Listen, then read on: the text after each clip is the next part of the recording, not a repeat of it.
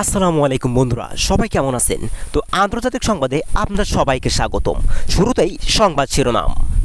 গাজায় বিমান থেকে খাদ্য ফেলা শুরু করেছে মার্কিন যুক্তরাষ্ট্র। গাজায় যুদ্ধবন্ধে জাতিসংঘে মার্কিন প্রস্তাব পাস।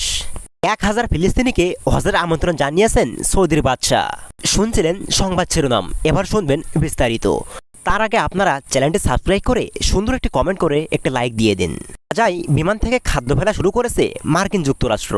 গাজা উপত্যকার উত্তরাঞ্চলে রবিবার 9 জুন মার্কিন কার্গো বিমান থেকে 10 মেট্রিক টনেরও বেশি খাদ্য ফেলা হয়েছে। ওই অঞ্চলে ইসরায়েলি অভিযানের কারণে এই ধরনের সরবরাহ স্থগিত করার পর তা আবারও ফেলা হলো।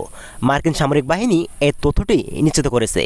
মার্কিন সেন্ট্রাল কমান্ড এক বিবৃতিতে বলছে, উত্তর গাজার মানুষের জীবন বাঁচাতে বিমান থেকে মানবিক সহায়তা ফেলা হয়েছে। এতে আরও বলা হয়েছে, এই পর্যন্ত মার্কিন যুক্তরাষ্ট্র গাজায় 1050 মেট্রিক টনেরও বেশি মানবিক সহায়তা পাঠিয়েছে। এছাড়াও তারা গাজা উপকূলের সাথে সংযুক্ত একটি অস্থায়ী জাহাজের ঘাট দিয়েও গাজায় খাদ্য সহায়তা বিতরণ করছে।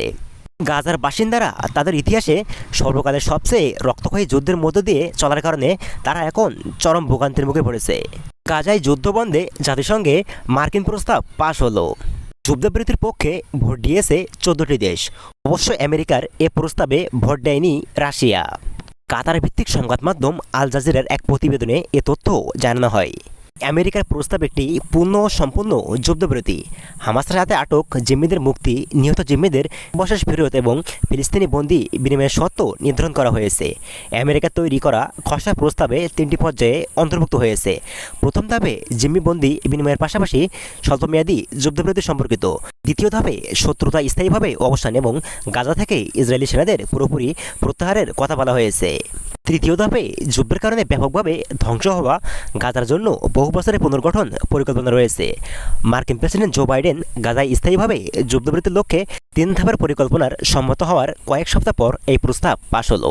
প্রস্তাবটি পাশ হওয়ার পর জাতিসংঘে নিযুক্ত US assemble Linda Thomas field নিরাপত্তা পরিষদের এই পদক্ষেপের প্রশংসা করে বলেন, আজ আমরা একটি শান্তির পক্ষে ভোট দিয়েছি। ব্রিটেনের অ্যাম্বাসেডর বারবার উইডওয়ার্ড গাজার পরিস্থিতিকে বিপর্যয়কার হিসেবে বর্ণনা করে বলেছেন, দুর্ভোগ দীর্ঘদিন ধরে চলছে।